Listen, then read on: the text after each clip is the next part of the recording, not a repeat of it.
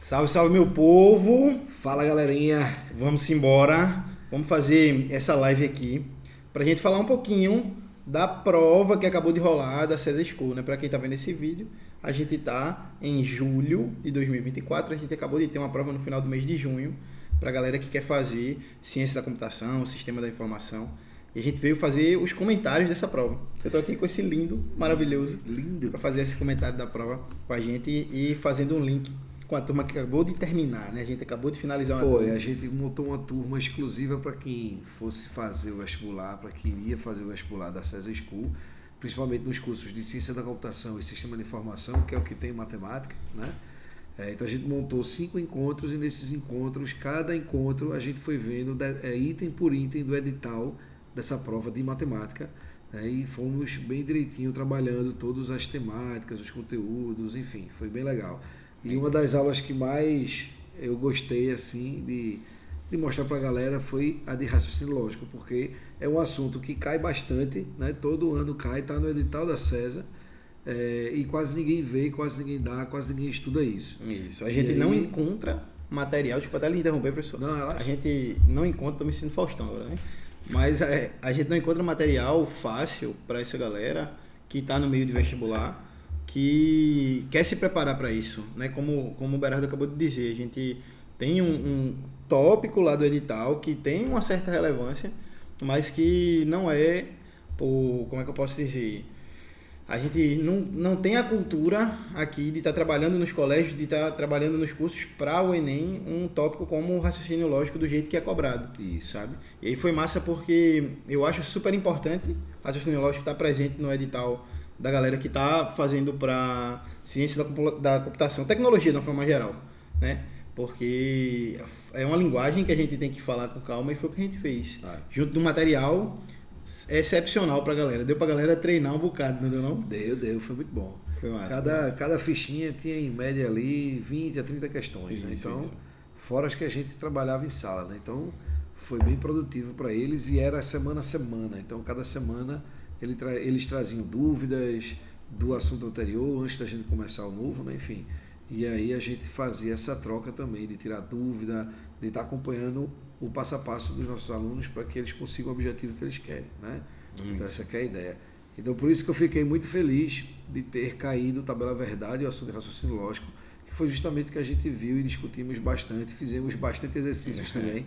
E quando você abre a prova e vê as questões estavam exatamente muito parecidas com o que, né, a gente trabalhou, a gente vivenciou, a gente exercitou. Isso é muito gratificante. Total. E escutar o feedback dos alunos também, né? Dizendo, pô, a prova tava massa, a tua cara, a cara de LG, enfim, tava a cara de vocês, com questões que a gente trabalhou, pô, parecia que eu tava escutando a vozinha, a sua voz aqui no ouvido, então isso é bom demais, né? Então mostra que o trabalho está sendo interessante. Então vamos embora. Vamos falar. Vamos comentar aí sobre a prova, né? Questão por questão, se você tem a prova aí, você acompanha a gente vai comentar, tá? Vai ser um bate-papo aqui. Bem tranquilo para você acompanhar essa live de boa, mas já vou deixar um spoiler, pode ser? Fica à vontade. Para quem não fez a prova, para quem também tem interesse nessa área, já vai ativando a notificação aí, se inscreve no canal da gente, porque logo mais a gente vai estar lançando o vídeo de resolução dessas questões. Exatamente, a gente vai resolver uma a uma, tá? Isso. Aí explicando bem direitinho, né, como é que resolve, o que é que tem que saber de cada questão, enfim. Isso. E se você não tiver a prova, espera, que essa live você vai ter acesso a todas essas informações completas. Mas hoje vai ser um comentário mesmo para tranquilizar o coração de todo mundo e a gente falar do que foi essa prova. Se a gente esperava, não esperava, como é que foi. Vamos embora? Vamos embora. Questão 11. Não esquece aí de compartilhar o vídeo, não esquece aí... Isso, manda pra galera aí. De dar a curtida, seguir o canal de LG, seguir o meu canal também. Ricardo Berardo Matemática, o de LG... Lucas Gustavo Matemática. Então, quase primos. Quase igual. Bitão, né? Então segue lá, né, os dois, compartilha, curte, compartilha aí também no Instagram, essa força aí, se você esses nossos comentários, principalmente para aqueles amigos que você sabe que fizeram a prova. Então vamos embora. Vamos nessa. E se você também está vendo isso agora e tem interesse em fazer no final do ano, a gente traz toda essa análise e assim, é algo que a gente vem acompanhando da prova. Então se a gente vem acompanhando o processo, você tem mais ou menos uma noção do que é que você pode esperar mais na frente. Então se você tem interesse ou conhece alguém que tem interesse, lá na prova do final do ano, manda isso aqui para já ir se ambientando também. Concorda, professor? Gênero legal, vamos embora. Questão 11, vamos nessa. E aí, professor, questãozinha de quê? Questão 11 foi uma questãozinha de probabilidade. Então, nas nossas aulas, quando a gente estava dando probabilidade, a gente comentou, definiu de fato o que era probabilidade, definiu o que era, né, o NE, que se chama, do caso favorável, como se diz, que é justamente a cardinalidade do conjunto do evento que eu quero que aconteça, né, sobre o espaço amostral, a cardinal do espaço amostral. Então, nessas definições, a gente acaba definindo de fato o que é um evento, o que é um espaço amostral, o que é que ele representa, para que a pessoa entenda da melhor forma possível, né, para que a gente consiga resolver. E essa primeira questão, né, foi justamente cobrando isso. Então, uma questão bem tranquila. Agora, só acertaria quem soubesse de fato, né, a parte teórica. Um fundamento teórico isso. Melhor. Né? Precisava, nessa questão não precisava você fazer conta. Então, é basicamente conhecimento mesmo teórico. É aquilo, né, que a gente pode dizer, né, professor? Não sei se o senhor concorda comigo. Mas essa prova é uma prova que vai um pouquinho mais além. Ela tem todo aquele caso, aquele conhecimento de caso, aquela interpretação, mas muitas vezes ela dá uma cobradinha aí pra gente, mesmo que seja de forma simples, como foi essa questão, na teoria mesmo. Isso. Dizer assim, ó, será que você sabe mesmo? Beleza, que você sabe aplicar. Caso favorável, caso possível. Mas o que é esse caso favorável? O que é esse caso possível na teoria mesmo de probabilidade? Exatamente, não é verdade? Exatamente. Massa, questão massa. Questãozinha tranquila pra gente fazer, do jeitinho que a gente fez na nossa teoria aqui do curso e na fichinha aqui. Beleza? Questão 12. Vamos embora. Questãozinha agora de estatística. Eu vou tomar a frente, né? A gente, no último módulo do curso, foi exatamente o módulo de probabilidade e estatística. E a gente começa a prova por essas duas questões, trabalhando esses dois temas. Então é um assunto que já vinha fresquinho na cabeça de quem teve as nossas aulas. E uma questão 12 que você só precisava pegar os dados e calcular o que ele pedia de média aritmética. Então ele te dava os dados e perguntava qual era a média aritmética desses termos. Tá? Então uma questão que não dava dor de cabeça, dava para você desenrolar, era só ter atenção nas contas mesmo. Beleza? Pois é, 13ª questão é uma questãozinha de áreas, de figuras planas, bem simples também, para calcular basicamente a área do triângulo, mas ele pede também, na verdade, ele faz uma comparação com unidades de medidas, né? Ele faz a comparação em litros, ou seja, quantos litros de tinta uma pessoa precisa pintar uma parede, né, de um quarto, etc., de uma sala. E aí faz essa comparação. No caso, 1 litro de tinta cobre 10 metros quadrados de área. Então, justamente você saber trabalhar com essas unidades de medidas, né? De litro para centímetro quadrado, metro quadrado, enfim. Então, é muito importante essa ideia, né? Agora foi uma questão simples, né? Assim, bem tranquila. A gente esperava uma questão de áreas, a gente comentou bastante, mas dessa vez veio uma questão de áreas um pouco mais tranquila. A gente precisava saber relacionar, como você acabou de dizer pra gente, essa ideia, né? Com a quantidade de litros e a área que a gente tem. Mas é uma questão que dava pra gente desenrolar sem estresse. Beleza? Outra questãozinha que a gente tinha certeza que ia cair, né? Inclusive foi trabalhado demais. Né? Que é uma questãozinha aí de que, LG? Diz aí. Questãozinha 14, uma questãozinha de trigonometria. Só que aí o que a gente brincou muito aqui no curso, né? É o triângulo super especial, né? É o triângulo 30, 60, 90, era uma questão que a gente esperava, né? E como a gente trabalhou bem essa parte de trigonometria, a gente vê o fundamento, e depois a gente aprofunda mostrando que nesses triângulos a gente tem um determinado padrão que é consequência de tudo que a gente montou na teoria de trigonometria. E aí dava para você desenrolar sem fazer muito esforço. A gente mostrou aqui como o LG falou, aquele parâmetrozinho do triângulo super especial, como ele chama, né? E aí o aluno que sabe esse triângulo super especial faz essa questão de cabeça, só pega no lápis ou na caneta para marcar a alternativa correta. Então, conta alguma você vai fazer, né? Então, quem foi aluno da gente viu essa dicasinha aí, né? Matou de letra, né? Fez sorrindo. Então, questão bem tranquila. Em caso você não soubesse desse detalhe, aí faria por trigonometria, vamos dizer assim, as razões trigonométricas, né? Então, sendo cosseno e tangente de 30 ou de 60, o ângulo que você escolhesse aí sairia. Consulta na tabelazinha direitinho, joga na conta, tudo certo. Perfeito. Questãozinha 15, exponencial de Levin. Exponencialzinha. Agora muita gente acaba tendo uma certa dificuldade nesse tipo de questão, porque a questão não traz a lei de formação da função exponencial, né? Então o aluno vai meio que ter que interpretar a estrutura para poder montar a lei de formação e resolver. Mas o aluno que também estudou aí para o Enem, estava estudando para o Enem, né? Estudou química e etc., caso você não conseguisse fazer ou formar a lei de formação dessa função, você poderia fazer como a maioria da galera faz nas questões de meia-vida em química. Total, né? total. Vai Acompanhando o padrão, acompanhando né? o padrão até chegar no termo que ele quer. Perfeito. A sorte aqui é que são poucos termos, dá para fazer isso sem muita perda de tempo. Isso, né? É só no 6º mês que ele pedia. Isso aí de boa. Mas tem questões que pedem no 100º mês, 50º mês, e aí vai fazer de um por um, vai passar a tarde todinha, a manhã todinha, a noite todinha, não vai chegar. É aquele negócio, eu já tive uma prova assim, de progressão geométrica, né? Que tem o mesmo comportamento da exponencial, e o menino botou assim na prova. Cálculos atrás da prova. Eu virei a prova, tinha lá 272 termos. Tava certo, mas foi na raça. Mas você não vai fazer isso na prova, você vai perder sua prova toda. É verdade. Mas dava pra fazer sem estresse, acompanhando o padrão. De boa. Perfeito. 16, tinha que ter ou tinha que não ter?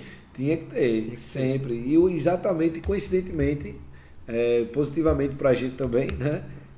Caiu exatamente um exemplo muito, né, parecido com o que está aí, né? Basicamente mudou só os valores, né? Exatamente. Mas tinha a questão que a gente falava aí de taxa fixa, taxa variável, né? Questões aí que usava uma taxa adicional de tantas horas por uso, tantos quilômetros, enfim. Então isso foi muito bem trabalhado e a gente tinha certeza que iria cair uma questãozinha dessa tranquila. Então, sem surpresas. Sem surpresa. Esse aí foi tranquilo. A 17ª, ela é uma prima da 16ª, é ou não? Questãozinha de juros simples. Mas a gente falou isso aqui no curso também. Disse, se você sabe função afim, você vai desenrolar a estrutura de juros simples, aplicando só a ideia. Você faz as suas adaptações, mas você entende nos juros simples quem é que vai ser a sua taxa fixa, quem é que vai ser a sua taxa variável, e você entendeu o conteúdo todo usando conceitos de função afim, como a gente falou aqui. Perfeito. Sabe? Então, era uma questão que fiz a de função afim anterior. Se eu venho com esse raciocínio também já pronto, ia desenrolar sem estresse. E além de fazer essa comparação desses encontros da gente, fazer essa comparação de função afim com juros simples, a gente também comparou com progressão aritmética. Então, se você perceber, toda a razão de uma progressão aritmética, ela vai ser justamente a taxa de variação na função afim, que vai ser exatamente os juros no juros simples, né? A taxa de juros vezes o capital inicial, né? Que é a taxa de variação do juros simples.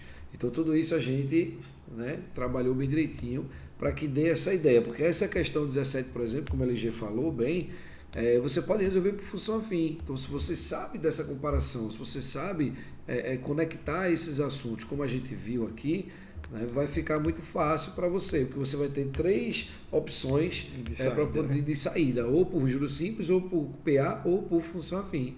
E aí aquilo que você tiver mais confiante, mais confortável, é o que você faz. E aí você vai resolver mais rapidamente, com a probabilidade quase 100% aí de acerto. Né? Então é importante.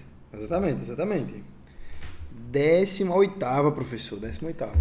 A 18ª questãozinha clássica também de porcentagem. Tinha que ter, né? Então, LG viu aí a parte de matemática básica, né? Então essa parte aí de razão, proporção, porcentagem, até porque porcentagem também é uma razão, né? Então deixa de ser. Enfim, então foi muito bem trabalhado isso por ele. E eu nem digo só nisso, né? Se a gente parar para pensar, a porcentagem a gente trabalhou em vários eixos. Então pode ver que esteve sempre presente no material da gente. Tem e questão até de probabilidades que envolvia porcentagem, questões de áreas que envolvia porcentagem. Funçãozinha ali também. Então é algo que a gente precisa saber dominar, e essa questão quem estava desenrolando aí olhou para ela e fez hoje tranquilo também. Beleza? E a gente vai entrar no eixo final agora dessa nossa prova, né?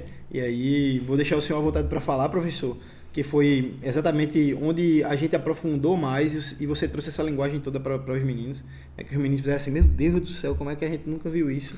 Porque agora a linguagem matemática faz mais sentido, não foi? Então, mas se você perceber, a lógica a linguagem da matemática. Logicamente falando, né, professor? Então, matemática é uma linguagem, né? Então, qual é a linguagem da matemática? É exatamente a lógica. Mas não é a lógica no senso comum, não. Porque muita gente, o óbvio é lógico, né? Assim, no senso comum, quando a gente fala algo é lógico é porque é óbvio. Mas na matemática a lógica não é tão óbvia assim. Não é tão óbvia assim. Então, enfim, né? Agora, claro, depois que você entende toda a estrutura por trás, o que significa, a linguagem realmente dela, Sim, aí você vê que realmente tem faz lógica. É. Então, eu acho isso O interessante. trocadilho está permitido, professor. Isso. Então, é isso. Então, nesse caso, muita gente acaba meio que distanciando também a matemática da lógica. Mas a lógica é uma das ramificações da matemática, né? Assim como geometria, assim como álgebra, assim como aritmética. Pô, eu sei matemática, mas geometria não é pra mim, não. Então, tu não sabe matemática. Exatamente. Até porque a matemática começou com a geometria. Exatamente, né? exatamente. Enfim, quer dizer, não começou, né? Estou falando academicamente raiz, falando, cientificamente forte. falando, foi a geometria que transformou a matemática em uma ciência, né? A gente tem exemplos de escolas que não aceitavam pessoas que não entendiam de geometria. Exatamente. Então, claro que a matemática com certeza. A gente sabe que a matemática existe antes da escrita, né? Já se tinha o conhecimento ali, né, nas pinturas rupestres aí sobre algumas situações de representatividade, né? Então isso já é matemática. Então, né, mas só na Grécia que a matemática virou meio que uma ciência, né?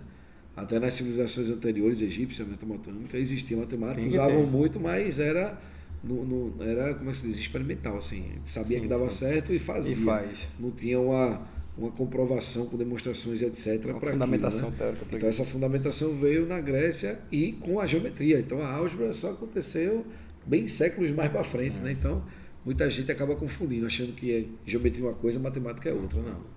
Pelo contrário, a geometria é um dos apêndices, assim como a álgebra também assim como teoria dos números, aritmética, enfim, e lógica. Então é isso que a gente quer colocar. Então raciocínio lógico é também matemática. Sendo que é uma matemática, vamos dizer assim, mais um pouco diferente de costume da gente. Né? Então por isso que muita gente acaba estranhando e acaba achando que é outra coisa. Total. Mas vamos lá, essas duas últimas questõezinhas aí, a 19 e a 20. Um cafezinho filosófico depois. Com certeza. Um só não, vários. É verdade. Então essas duas últimas questõezinhas aí foram de raciocínio lógico e era justamente também, graças a Deus, como a gente trabalhou. Então fiz vários estilos de questões nesse sentido. E dois desses estilos foram justamente essas duas questões. Um aí ele coloca basicamente as proposições que ele chama de P, Q e R, diz qual é a estrutura, né, e pergunta qual é que é a verdadeira diante da que ele colocou lá. Então questão aí bem tranquila. E a outra é justamente o contrário. Ele dá as sequências, né, dá as proposições e pergunta para você marcar a alternativa da tabela verdade que condiz com aquela proposição composta lá. Né? Então a gente fez muitas e muitas questões aqui sobre esses tipos de questões. Então quando eu abri a prova, fiquei muito feliz com o que ele disse. Pô, missão cumprida. Totalmente. Então, missão dada, missão cumprida. Então foi show de bola por isso. Né? O cara sente como se o seu trabalho de fato valeu a pena. Né? E uma pergunta que eu queria deixar aqui é o seguinte: poxa, deixa eu tentar entender a importância, LG, Berardo, dessa parada aí. São duas questões numa prova de 10. Isso, ou seja, 20% da prova, né? Raciocínio lógico. E aí, essas duas questões, professor, para um cara que nunca viu esse conteúdo, como é que ele A probabilidade de errar é muito grande. Ou seja, a probabilidade de errar é quase 100%. Né? Porque ele nunca viu, então ele não vai saber nem a linguagem que isso representa. Então ele vai, mamãe mandou mesmo, vai chutar. Você olha nos dois exemplos, a linguagem. Ou seja, a probabilidade de acerto aí não é quase zero, né? A probabilidade de acerto aí ele chutando vai ser de 20%, né? Então, um quinto, né? Então, enfim, probabilidade de acertar ele tem 20%, mas olha aí, ele tem 80% de errar. Então, é mais difícil, assim, é mais fácil você errar sem saber do que sabendo, né? E vale a pena para quem tá. E outra coisa, você sabendo, é fácil de acertar. Exatamente. Porque não é uma coisa difícil, pelo contrário, você entender o que significa cada símbolozinho daquele ali, fechou. É só você ler o que está escrito lá e marcar. Claro, fazer a tabela verdade direitinha, que é bem lógica, por isso que é raciocínio lógico, você entender a estrutura. E aí depois você só vai marcar a alternativa que condiz com aquilo que você fez diante das tabelas verdades. Então é muito tranquilo. Então você sabendo disso, você faz essa questão tranquilamente e rapidamente também. Agora quem não sabe, né, vai suar um pouquinho. Ou seja, já tem duas questões a menos, né, para os concorrentes. Exatamente. Então para os alunos que fizeram esses nossos encontros aqui, ele já está na frente dessa galera. Com certeza. Né? Justamente por isso. Ou seja, ele tem duas questões a mais do que a maioria. Então a probabilidade deles serem aprovados, acreditamos que seja grande. É o que a gente falou muito, né? que era onde a gente tinha que pontuar. Esse eixo é um eixo que não é visto em canto nenhum. A gente prepara um material baseado nas outras provas, visando a recorrência, como aconteceu com a gente. E a gente traz essa ideia de que, poxa, você já começa essa prova, já com essas duas questões foram o que aconteceu com a galera que estava aqui com a gente. Fora a questão de probabilidade, já para iniciar a prova bem. Logo depois, a questãozinha de estatística para tirar a média do jeito que a gente trabalhou aqui nos exemplos de sala. Então, assim, show de bola, velho. Show de bola. Como o Berardo falou, a sensação é de missão cumprida, né? De trazer esses encontros e deixar a galera tranquila, né? Recebendo no grupo aquele áudio, meu irmão, essa prova estava massa, foi tranquila, vocês estavam lá com a gente, foi filé demais, eu saí agora, ainda vou jogar bola porque saí leve. Então, assim, show de bola, show de bola. Tá massa? Para quem não viu a prova, assistiu só os comentáriozinhos aqui, como eu falei mais cedo, aproveita para se inscrever aqui no canal, tanto no meu canal como no canal do Berardo, para você ficar com as notificações e não perder a próxima live. A próxima live que a gente vai fazer vai ser uma live resolvendo essa prova com vocês. Beleza? Então vai estar aqui as questõezinhas. Para quem tem a prova vai estar acompanhando aí, vai poder conferir com a gente. E para quem não tem a prova vai poder estudar um pouquinho aqui e relembrar esses conceitos, estudar, revisar, enfim. Acompanha aí, que vem mais pela frente.